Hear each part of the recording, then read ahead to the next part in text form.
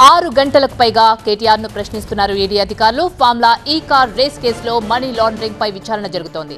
A2 Arvind, A3 బేలెన్ Reddy statements ఆధారంగా ప్రశ్నలు అడుగుతున్నారు. విదేశీ లావాదేవీలు, ఫెమా రూల్స్ ఉల్లంఘన, విదేశీ సంస్థకు నిధుల బదిలీపై ఈడీ ఆరా తీస్తున్నట్టు తెలుస్తోంది.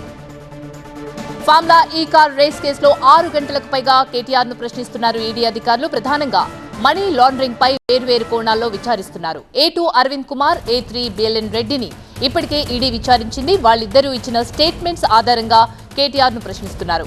విదేశీ లావాదేవీలు, ఫెమా రూల్స్ ఉల్లంఘన, విదేశీ సంస్థకు నిధుల బదిలీపై అధికారులు ఆరా తీస్తున్నారు. ఉదయం కేటీఆర్ విచారణకు వెళ్లే సమయంలో బషీర్బాగ్లోని ఈడీ ఆఫీస్ దగ్గర ఉద్రిక్తత చోటు చేసుకుంది. పెద్ద సంఖ్యలో బీఆర్ఎస్ నాయకులు, కార్యకర్తలు చేరుకున్నారు. దీంతో పోలీసులు వారిని అక్కడి నుంచి వెనక్కి పంపించేశారు. ఈ క్రమంలో పోలీసులకు, నాయకులకు మధ్య వాగ్వాదం జరిగింది. బీఆర్ఎస్ నేతలు మన్నె కృష్ణాంత్, పల్లె రవికుమార్ సహా పలువురు నేతలు, కార్యకర్తల్ని వీళ్ళు వెజ్ రెస్టారెంట్ బిజినెస్ ని రన్ చేస్తూ లక్షల్లో సంపాదిస్తున్నారు. వీరి నుండి ఈ బిజినెస్ గురించి నేర్చుకోవాలా? అయితే ఫ్రీడమ్ యాప్ ని డౌన్లోడ్ చేసుకోండి. వేర్వేరు పిఎస్లకు తరలించారు. కేటీఆర్ విచారణతో ఈడీ కార్యాలయం దగ్గర ఆంక్షలు కొనసాగుతున్నాయి. ఈడీ ఆఫీస్ ఎదుట ఉన్న రోడ్డుపై వాహనాలను అనుమతించడం లేదు. గన్ పార్క్ దగ్గర బారికేడ్లను ఏర్పాటు చేసి వాహనాలను మరో మార్గంలోకి మళ్లిస్తున్నారు. కేవలం ఆయకార్ భవన్ మీదుగా వచ్చే వాహనాలను మాత్రమే పోలీసులు అనుమతిస్తున్నారు.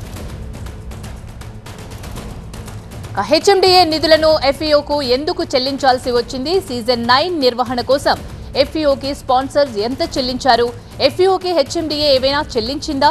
సీజన్ 9 నిర్వహణ కోసం 3 ఇన్స్టాల్మెంట్ల ఫీజులు చెల్లించకుండానే రేస్ ఎలా జరిగింది? డబ్బు చెల్లించమని ఎఫ్ఈఓ నోటీసులు పంపిందా? సీజన్ 10 కోసం స్పాన్సర్ను ఎందుకు వెతకలేకపోయారు? స్పాన్సర్కి సీజన్ 9లో నష్టాలు వచ్చాయని తెలిసి కూడా సీజన్ 10 కోసం ఎందుకు డబ్బు చెల్లించారు వంటి ప్రశ్నలు వేశారు. అయితే ప్రైవేట్ సంస్థకే నష్టాలు వచ్చినప్పుడు ప్రభుత్వ నిధులను ఎందుకు ఖర్చు పెట్టారు? అగ్రిమెంట్ లేకుండా నిధులు ఎలా చెల్లించారు? స్పాన్సర్ బాధ్యత ఎందుకు తీసుకున్నారు వంటి ప్రశ్నలు వేసినట్టు తెలుస్తోంది. లేటెస్ట్ అప్డేట్స్ మా ప్రతినిధి ప్రణీత అందిస్తారు. ప్రణీత, ప్రతి రూపాయికి లెక్క ఉందని కేటీఆర్ అన్నారు. మరి ఈడీ అడుగుతున్న ప్రశ్నలకు ఎలాంటి సమాధానాలు ఇస్తున్నారు? లేటెస్ట్ అప్డేట్స్ ఏంటి? దాదాపు 6 అవర్స్కి పైగా కేటీఆర్ను ఈడీ అధికారులు ప్రశ్నిస్తున్నారు. అయితే సీజన్ 9తో పాటు సీజన్ 10కి సంబంధించినటువంటి పేమెంట్స్ అన్నిటికీ సంబంధించినటువంటి వాటిపైన కేటీఆర్ను ఈడీ అధికారులు ప్రశ్నిస్తున్నారు. ఇవాళ ఉదయం 10:45కి ఈడీ ఆఫీస్కి కేటీఆర్ చేరుకున్నారు. సో 11 o'clock ఆయన ఇన్వెస్టిగేషన్ ప్రారంభమైంది. సో సీజన్ 9కి సంబంధించి ఇప్పటి వరకు కంప్లీట్ 3 ఇన్స్టాల్మెంట్స్ పేమెంట్స్ చెల్లించకుండానే సీజన్ 10కి ఎందుకు ముందుకు వెళ్ళారు? అసలు సీజన్ 9 కంప్లీట్ పేమెంట్స్ లేకుండానే రేస్ ఎలా నిర్వహణ చేసేటువంటి దానిపైన కూడా ఈడీ అధికారులు కేటీఆర్ని ప్రశ్నిస్తున్నట్టు తెలుస్తుంది. దీంతో పాటు అటు మొత్తం స్పాన్సర్కి సీజన్ 9లోనే నష్టాలు వచ్చినప్పుడు సీజన్ 10కి ఎట్లా గవర్నమెంట్ ముందుకొచ్చి ప్రజా నిధులను ఎందుకు వినియోగించారు?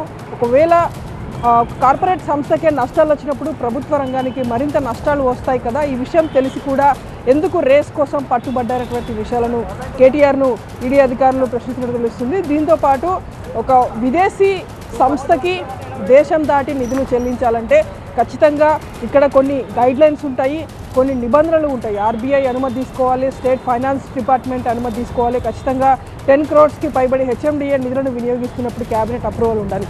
ఇవేవీ కూడా లేకుండా ఇన్ని ల్యాప్సెస్, ఇన్ని వైలేషన్స్ ఎందుకు చేయాల్సి వచ్చినటువంటి దానిపైన కూడా కేటీఆర్ నుండి ఈడీ అధికారులు సమాధానం రాబడుతున్నారు. సో ప్రజెంట్ ఆయన ఇచ్చేటువంటి ఆన్సర్స్ ఎంతవరకు ఈడీ అధికారులు సాటిస్ఫై అవుతారో చూడాల్సి ఉంది. దాదాపు 6 అవర్స్కి పైగా ఇంకా ఇంట్రాగేషన్ కొనసాగుతూనే ఉంది. ఏ క్షణంలోనైనా కేటీఆర్ బయటికి వస్తున్నటువంటి ఆశతో బీఆర్ఎస్ కార్యకర్తలు ఇప్పుడే ఒక్కొక్కరుగా ఈడీ ఆఫీస్ వైపు వస్తున్నటువంటి పరిస్థితి మనకు కనిపిస్తుంది. కేటీఆర్ విచారణ ఇంకా కొనసాగుతూనే ఉంది.